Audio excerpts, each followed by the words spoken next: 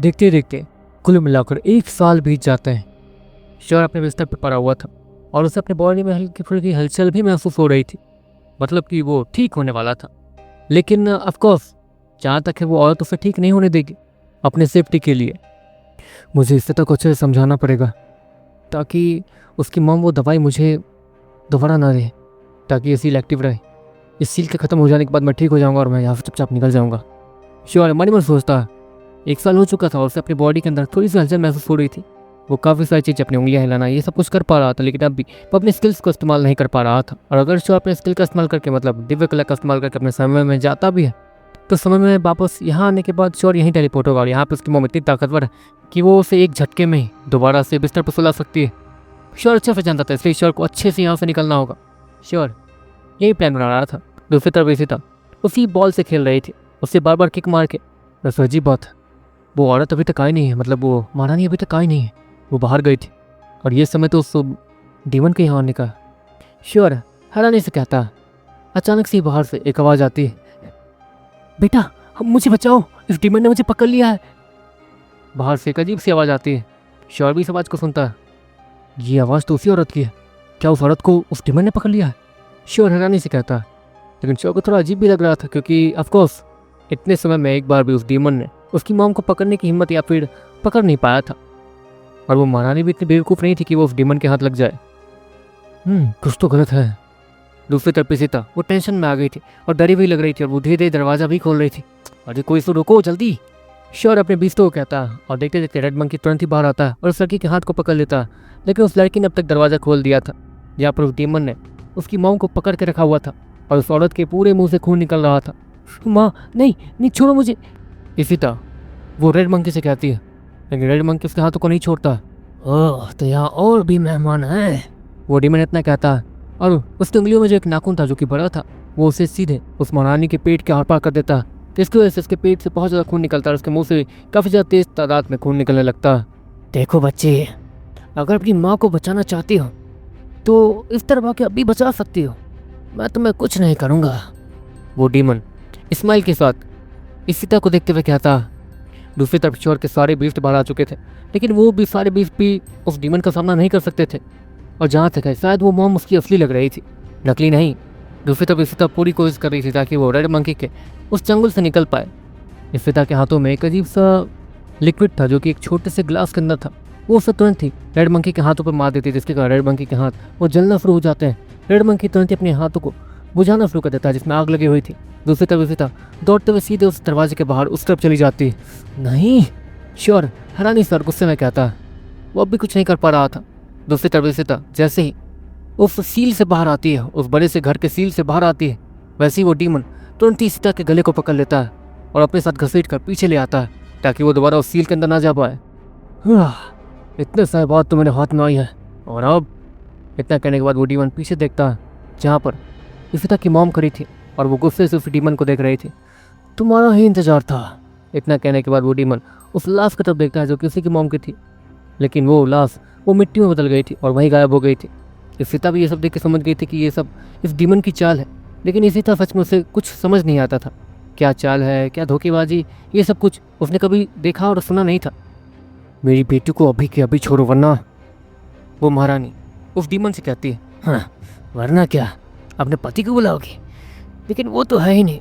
मुझे भी तुम यहाँ लेके आई तो आई थी, लेकिन यहाँ पे कोई नहीं बचा, सभी के सभी मारे गए। तुमने सिर्फ अपने आप को बचाया और अपने इस बेचारी बच्चे को जो कि मेरे दोस्त के हाथों लगा हुआ था। एक काम करते हैं, अगर तुम मुझे मेरी चीज़ नहीं देती हो तो उसके साथ वो सारी चीज़ें दोबारा होंगी और मुझे भी कोई परेशानी नहीं है इंसानी शरीर को बनाने में और उसे। इतना कहने के बाद वो डीमन अपनी अजीब सी गंदी जवान से इशिता को चाटने लगता। तो उस महारानी को गुस्सा भी आ रहा था। तुम्हें जो चाहिए मैं दे दूंगी, लेकिन पहले इशिता को उस सील के अंदर डाल दो, वो महारानी वो उस डीमन से कहती है। मुझे बेवकूफ़ समझ रखा है, मैं अच्छे से जानता हूँ कि तुम्हें अपने जान की फिक्र नहीं है, इसकी है। इसलिए इस सील के अंदर तुम जाओगी और तुम उस अमर होने वाली दवाई को मुझ तक लेके आओगी, वो डीमन गुस्से से गुर्राते हुए और इशिता को अपने नाखून वाले हाथों से जकड़ते हुए, जिससे इशिता को बहुत ज़्यादा दुरा था और चिल्ला रही थी। ऐसे में कहता। वो महारानी उससे सच में डर लग रहा था। अपनी बेटी को वो दोबारा ऐसे हालत में नहीं देखना चाहती थी, इसलिए वो तुरंत ही अपने घर पहुँचती है और उस सील के अंदर एंटर कर जाती है और सीधे उस गोल्डन दरवाजे के अंदर एंटर कर जाती है। श्योर भी उस औरत को वहाँ पे जाते हुए देख रहा था। यहाँ कुछ तो गलत हो गया, कुछ तो बहुत ज़्यादा गलत है। इफिता चिल्ला रही है और श्योर रेड मंकी को देखता है जो कि वहाँ छिपा हुआ था। उस औरत ने उसे ऑब्जर्व तक नहीं किया था जबकि वो इतनी ताकतवर थी। मुझे कुछ ना कुछ तो करना होगा, श्योर मन में सोचता है। दूसरी तरफ वो औरत वो उस रूम में पहुंच गई थी और उस अजीब से दवाई को जिसके अंदर से बहुत सारा धुआं भी निकल रहा था उसे एक जगह इकट्ठा कर रही थी ताकि वो उस डीमन को दे सके। सारी मेरी गलती है, सारी की सारी मेरी गलती है। मुझे सीता को कभी अकेला छोड़ना ही नहीं चाहिए था। उस डीमन के पास बहुत दिमाग है इसने, वो औरत अपने आंसू को पोंछते हुए कहती है और तुरंत ही उस बड़ी से दवाई को एक अजीब से जार में डाल के तुरंत बाहर ले जाती है।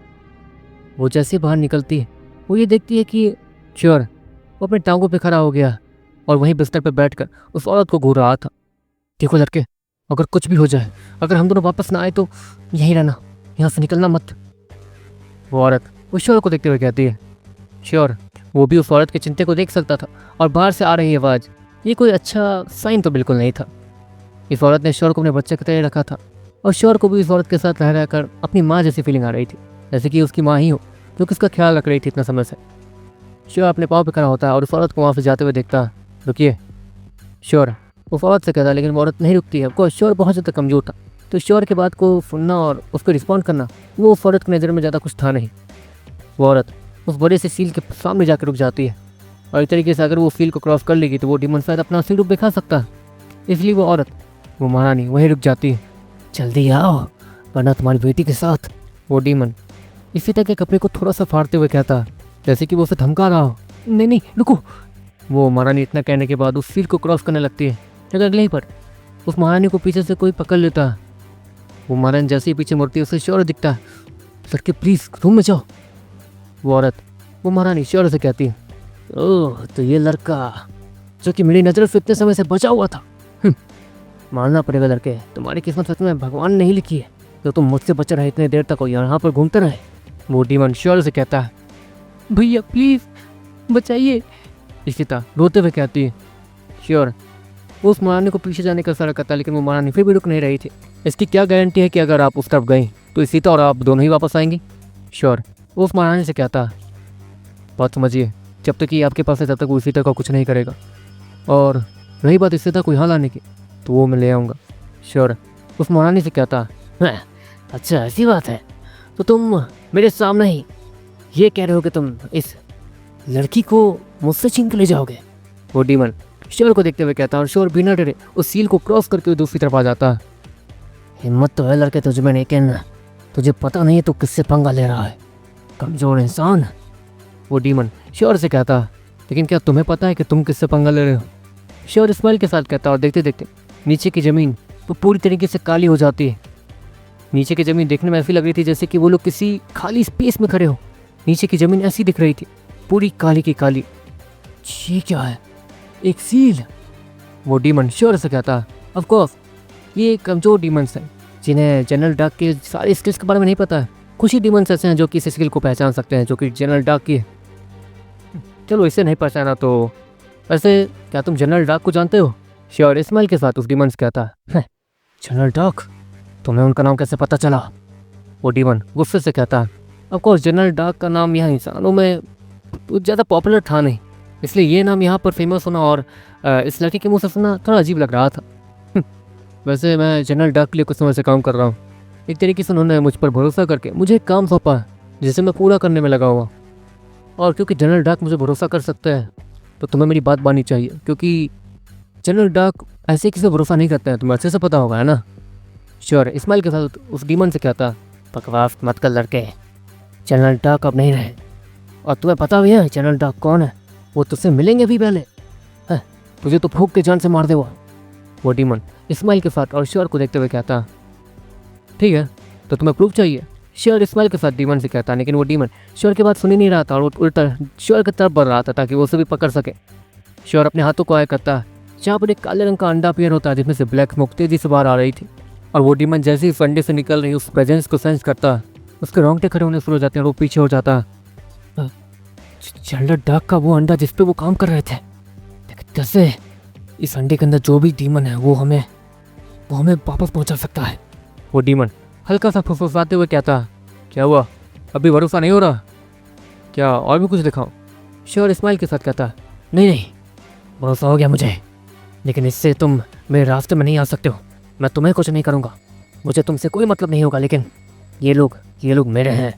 वो डीमन श्योर से कहता, मैं जानता हूँ, और जहाँ तक कि मैं भी तुम्हारा कुछ बिगाड़ नहीं सकता हूँ अभी के लिए, लेकिन अगर मैं बाद में यहाँ ताकतवर होकर आया तो मैं भूल जाऊँगा कि तुम एक डीमन हो और महान जनरल डार्क से जुड़े हो। और अगर तुमने मुझ पर हमला किया तो सारे डीमंस ये भूल जाएंगे कि तुम उनमें से एक हो। तो खुद सोच लो, तुम्हें यहाँ पर किसकी बात माननी चाहिए? श्योर इस्माइल के साथ डीमन से कहता, नहीं, मैंने इसके लिए बहुत मेहनत की है। वो डीमन श्योर से कहता, ऑफकोर्स की होगी, उससे मुझे क्या? वैसे तुम लोगों ने घटिया काम भी तो किए हैं। घबराओ मत, यहाँ वापस आने के बाद सभी का हिसाब छुट्टा करूँगा, लेकिन अगर अभी इस लड़की को यहाँ छोड़ देते हो तुम, तो मैं वादा करता हूँ कि भविष्य में तुम्हें मुझसे कोई परेशानी नहीं होगी। श्योर इस्माइल के साथ उस डीमन से कहता, लेकिन ठीक है, लेकिन सिर्फ एक बार, और यहाँ से वापस तुम जाओगे, ये दोनों नहीं। इन दोनों पे मेरी नज़र हमेशा रहेगी, और ये मैं एक बार इसे छोड़ रहा हूँ, दूसरी बार अगर ये हमें हाथ में आई तो मैं। वो डीमन श्योर से कहता, मंजूर है। श्योर इस्माइल के साथ कहता, और वो डीमन इस तक को तेजी सारे की तरफ फेंक देता ताकि वो सीधे उस सील से टकरा के अंदर जाए और उसे चोट भी लगे। लेकिन श्योर तुरंत ही कूद कर इस तक को पकड़ लेता है और उसे अपनी गोद में उठा लेता है और उसे लेकर सीधे उस सील के अंदर चले जाता है। जिसके बाद श्योर जैसे ही पीछे मुड़ता, वो डीमन वहाँ से जा चुका था। श्योर सामने उस महारानी को देखता जो कि तेजी से आकर इसी तक को पकड़ती है और उसके चेहरे को चेक करने लगती है जहाँ से बहुत ज़्यादा खून निकल रहा था। इसी तरह वो बेहोश हो गई थी। इसे अंदर लेके चलिए जल्दी, श्योर इस्माइल के साथ कहता, और तुरंत ही वो इसी तक को गोद में उठाता और उसी बिस्तर पर लेटाता है जहाँ पर वो इतने सालों से लेटा हुआ था। उसकी मॉम अंदर जाके वो थोड़ी दवाइयाँ बनाती है और तुरंत ही उन दवाइयों को वो इसी तक की बॉडी के ऊपर डाल देती है, जिससे इसी तक की बॉडी तुरंत ही रिकवर करने लगती है और उससे सारे घाव देखते देखते भर जाते हैं। जिसके बाद इसी तक की आंखें जब खुलती हैं तो उसके सामने श्योर और उसकी माँ थी। श्योर जैसे ही इसी तक को अपनी आंखें खोलते हुए देखता, वो उसकी उठने में मदद करता और इसी तरह श्योर को गले लगा लेती है, लेकिन वो कुछ बोलती नहीं है, वो बस रो रही थी। घबराओ मत, तुम्हारा भाई तुम्हें कुछ नहीं होने देगा, श्योर इस्माइल के साथ इसी तरह से कहता और उसके सर को फैलाने लगता। इसी तरह श्योर को छोड़ ही नहीं रही थी। मम्मा, मैंने कहा था ना भैया बहुत अच्छे हैं, इसी तरह वो अपनी मॉम से कहती है और वो महारानी श्योर को देखने लगती है। तुम आखिर हो कौन? वो महारानी श्योर से कहती है, मुझे अपनी पहचान बताने का समय नहीं मिला, मुझे माफ़ कर दीजिए, मैं एक डीमन टेमा हूँ। एंड इतना कहने के बाद श्योर अपने डीमन गर्ल को बाहर बुलाता है ताकि सभी को ये लग सके कि वो उसकी डीमन है। डीमन गर्ल जैसे ही बाहर आती है वो महारानी थोड़ी हैरान दिखने लगती है। ये डीमंस तो, जहाँ तक है तुम्हारे पास, ये जो डीमन है ये उन डीमंस में आती है जो कि सारे डीमंस पे राज किया करते थे या फिर उनके महाराज महारानी माने जाते हैं। ये उनकी, जहाँ तक है मेरे महाराज के पास जो डीमंस थे, मैंने उनसे इस डीमन के बारे में सुना था। इस डीमन की खूबसूरती के पीछे तो सारे डीमंस पागल हैं और इनके साथ बच्चे पैदा करना चाहते हैं ताकि उनके बच्चे, उनके ब्लड के प्योरनेस बहुत ज़्यादा बढ़ सके, बहुत ज़्यादा डार्क प्योरनेस, जिससे उन डीमंस की ताकत बहुत ज़्यादा बढ़ जाएगी। लेकिन ऐसे डीमंस धरती पे नहीं थे, ऐसे डीमंस धरती पे भागकर आए ही नहीं थे जहाँ तक उन डीमंस ने कहा। तो फिर ये कैसे? वो औरत हैरानी से डीमन गर्ल को देखते हुए कहती है, वैसे आप बोल रही हैं, मेरे पास जनरल डार्क का अंडा भी है जो कि सारे डीमंस का फर्स्ट जनरल और मेन लीडर है। श्योर इस्माइल के साथ उस महारानी से कहता है, ये भी है, लेकिन इससे तो ये साबित होता है कि तुम उस डीमन की मदद कर रहे हो। वो औरत श्योर से कहती है, हाँ, जनरल डार्क वैसे मर चुका और इस अंडे पे अब मेरा हक है। इस अंडे से जो भी डीमन निकलेगा मैं उसे टेम कर लूँगा, ना है कि किसी दूसरे डीमन की मदद करूँगा। श्योर इस्माइल के साथ कहता है और उस औरत को भी सब कुछ समझ आ जाता है। मतलब तुम्हें एक चाल चली है बस, और जहाँ तक है वो जनरल डार्क ये चाहता होगा कि संडे से जो भी है वो बाहर निकले कम से कम। लेकिन तुम्हें देख के लगता नहीं है कि तुम मतलब इसी तक ही उम्र के हो। तुमने अपनी ज़िंदगी में इतना सब कुछ हासिल कर रखा है इतने से उम्र में।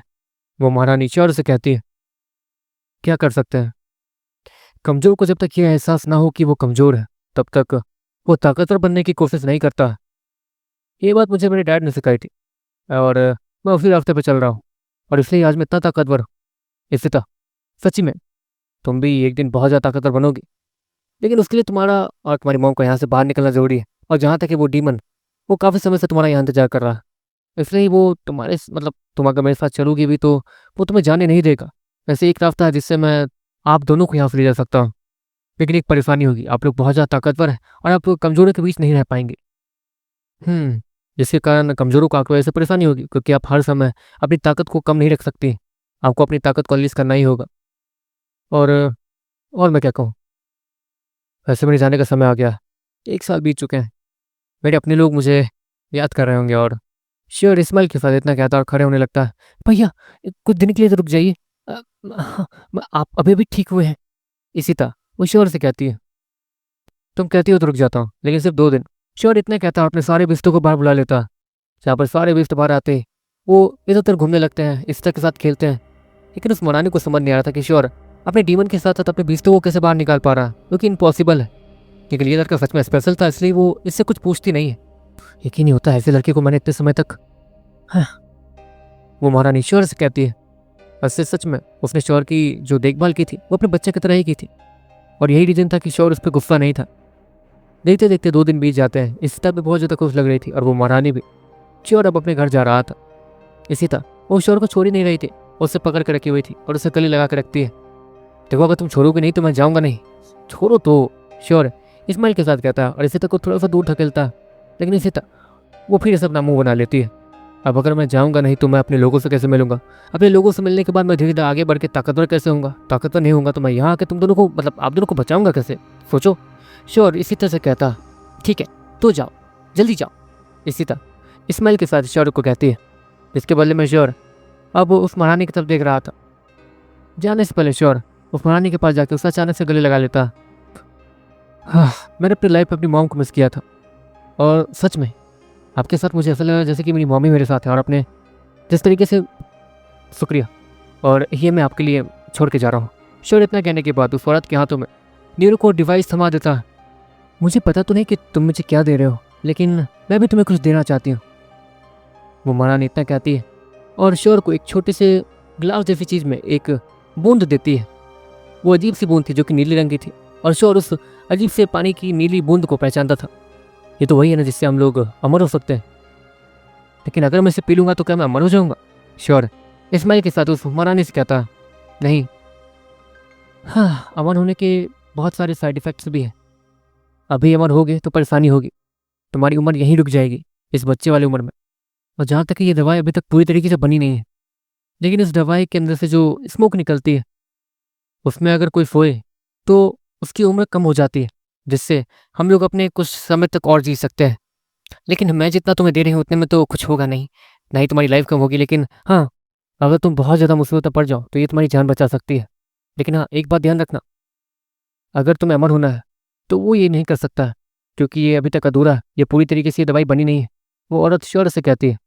लेकिन वो डीमन इसके पीछे पागल है, ऐसा क्यों? श्योर उस औरत से कहता है, जहाँ तक है ये दवाई किसी को भी, मतलब उनकी उम्र को घटा या बढ़ा सकती है। और डीमंस इस दवाई को पी के इमॉर्टल होना चाहते हैं, ताकि एक तरीके से वो डीमंस इस दवाई को हासिल करके इसे पूरा करना चाहते हैं और अपने समाज में बांटना चाहते हैं, ताकि सारी डीमंस अमर हो जाए और यहाँ पर डीमंस का ही राज हो, देवता भी उन्हें ना हरा पाए। उनका ये प्लान था, जिस पे हमने पानी फेर दिया। लेकिन मैं एक बात के लिए श्योर हूँ कि ये ये बूंद जो मैंने तुम्हें दिया है, ये तुम्हारी एक बार जान बचा सकती है। इसे पीने के बाद तुम्हारी बॉडी 2 दिन पहले जैसी थी वैसी हो जाएगी, हूबहू, वो महारानी श्योर से कहती है। और श्योर उसके बाद समझ जाता है। श्योर स्माइल के साथ उस महारानी को फिर से गले लगाता है और इसी तक को भी एक बार गले लगाता है, जिसके बाद वो वहाँ से पलट के जाने लगता है। उस महारानी को समझ तो नहीं आ रहा था कि श्योर ने उसे दिया क्या है, लेकिन फिर भी वो उस डिवाइस को हाथ में लेती है और उसमें अपने बीस्तों की इमेज देखती है जो कि इसके न्यूरोकोर में थे। वो न्यूरोकोर डिवाइस उस महारानी के न्यूरोकोर से जुड़ गया था। देखते देखते महारानी जैसे ही अपने बीस्ट के बारे में सोचती है, वैसे ही वो बीस्ट महारानी के न्यूरोकोर से अचानक से ही बाहर आ जाता है और बहुत ज़्यादा हैरान दिखने लगता है। वो बीस्ट अपने मास्टर को सामने देख पा रहा था, वो न्यूरोकोर से बाहर था। ये कैसे हुआ? वो महारानी हैरानी से कहती है और देखते देखते वो अपने सारे बीस्तों को बाहर बुलाती है, जो कि तीनों बीस्ट बाहर आते ही बहुत ज़्यादा हैरान दिखने लगते हैं। ऑफकोर्स इस समय में कोई भी अपने बीस्तों को बाहर नहीं बुला सकता, लेकिन इस महारानी ने एक तरीके से अपने बीस्तों को बाहर बुला दिया था। इसी तरह जो कि हमेशा इन बीस्तों के बारे में अपने मामा के मुँह से कहानियाँ सुनती थी, वो इन बीस्तों को सामने देखे बहुत ज़्यादा खुश होती है और उनके साथ खेलने लगती है। और एक तरीके से सीता को उसके लिए और 3 दोस्त मिल जाते हैं, जिनके साथ वो कभी भी बोर नहीं होने वाली थी। दूसरी तरफ श्योर वो संदेह रास्ते से नॉर्मली चलते हुए चला जाता और वो डीमन उसे तंग भी नहीं करता। श्योर देखते देखते उस बड़े से पहाड़ के पास पहुंचता है और मोटे कीड़े को बाहर निकालता है। जहाँ तक स्पेस की समझ उस डीमन को तो नहीं है, लेकिन मोटे कीड़े को है। इसलिए उस महारानी के साथ अच्छे से डिस्कशन करने के बाद श्योर ने उस महारानी को कह दिया था कि उसे क्या करना है। उस महारानी ने इस जगह के एग्जिट वाले जगह को एक तरीके से थोड़ा कमजोर कर दिया था। और मोटे कीड़े के पास स्पेस एलिमेंट है, इसलिए मोटा कीड़ा बाहर आने के बाद श्योर के हाथ पे चढ़ता है। श्योर अपने हाथों को हाई करता हो। देखते देखते मोटे कीड़े के मुंह से एक नीली लाइट निकलती है जो कि स्पेस थी, और वो उस स्पेस को चीर कर आगे बढ़ने लगता है। सामने के स्पेस कमजोर थे, इसलिए मोटा कीड़ा उन्हें तोड़ पा रहा था। मानना पड़ेगा, महारानी सच में स्पेस एलिमेंट के साथ काफी ज्यादा अच्छी है, श्योर स्मेल के साथ कहता है। और देखते देखते उसे सामने हल्की सी रोशनी दिखती है और वो उस बड़े से पहाड़ के बीच में से स्पेस को चीरते हुए बाहर निकलता है। और पीछे की स्पेस वो जुड़ जाती है और पीछे दोबारा से वही पत्थर पहाड़ दिखने लगते हैं। जिसके बाद श्योर उसी एक अजीब सी नीली बूंद को देखता है, नीली पानी की बूंद। जहाँ तक है ये मेरी जान बचा सकती है, ये मुझे 2 दिन पीछे मेरी बॉडी में पहुंचा सकती है। 2 दिन पहले मेरी बॉडी जैसी थी मेरी बॉडी वैसी हो जाएगी। मतलब मैं रिकवर नहीं करूंगा, मन मतलब अगर मैं घायल हूँ तो मैं रिकवर नहीं करूंगा। मेरी बॉडी 2 दिन पहले जैसी थी वो ये मुझे वैसा बना देगा। लेकिन अगर मैंने नीरो को लिक्विड हासिल किया और उससे ताकतवर हो गया हूँ और 2 दिन पहले वाली अपनी बॉडी में जाऊंगा तो वहाँ पर मेरी ताकत भी कम हो सकती है। तो इसका डिसएडवांटेज भी है और इसे मुझे संभल कर इस्तेमाल करना होगा। लेकिन अगर इसका इस्तेमाल अच्छे से किया जाए और इसमें थोड़ी मॉडिफिकेशन किए जाए तो ये मुझे अमर भी बना सकता है। अच्छा ही है अपनी दीदी तक पहुंच जाऊं कैसे भी, उसके बाद ये मैं सारी चीज़ें मैं उन्हें पर्सनली बताऊंगा और उस पर काम कर पाएंगे। लेकिन जहाँ तक है वो महारानी 7 सितारों वाली विश थी। 7 सितारों वाले कबीले में रहती थी तो वो बहुत ज़्यादा ताकतवर विश थी। वही तरीके से वैद्य वाले ही काम करती थी। और विच और वैद्य में बहुत ज़्यादा अंतर होता है। विच सच में बहुत ज़्यादा खतरनाक और डरावनी चीज़ें बना सकती है, लेकिन फिर भी वो इस सिडम को पूरा नहीं बना पाई। पता नहीं मेरी दीदी बना पाएंगी या नहीं। श्योर इतना कहता है और देखते देखते श्योर की आंखों से सूरज की तरह रोशनी निकलती है और देखते देखते श्योर अपने जगह से गायब हो जाता है। दूसरी तरफ 4 स्टार सिटी में इस वक्त देव, कबीर, सभी जितने भी लोग थे, यहाँ तक कि मैग्रॉन भी एक शिप के अंदर थे और नीचे सिटी में घूरे जा रहे थे। पता नहीं क्यों उस एलियन के लीडर ने एक ऐसी चाल चली थी जिसके कारण सारे ताकतवर लोगों को धरती इसको छोड़कर बाहर जाना पड़ा था और उस प्रोटेक्टिव फील्ड को भी खोलना पड़ा था। लेकिन उस प्रोटेक्टिव फील्ड के बंद होने से पहले बहुत कुछ हो गया था, जिसके कारण इस वक्त वो लोग प्रोटेक्टिव फील्ड के उस तरफ धरती के बाहर थे और सारे एलियंस और उन एलियंस का लीडर वो इस वक्त उस 4 स्टार सिटी में था जो कि सामने इंसानों को देख रहा था और यहाँ तक कि एक इंसान की हड्डियों को चबा चबा के खा रहा था। और सारे ताकतवर लीडर्स इस वक्त धरती के बाहर उस प्रोटेक्टिव फील्ड के उस तरफ खड़े थे, उस शिप के अंदर, और वो अपने सिटी को इस हाल में देख रहे थे जहाँ पर सारे एलियंस इंसानों को पकड़ रहे थे और उन पर अत्याचार कर रहे थे।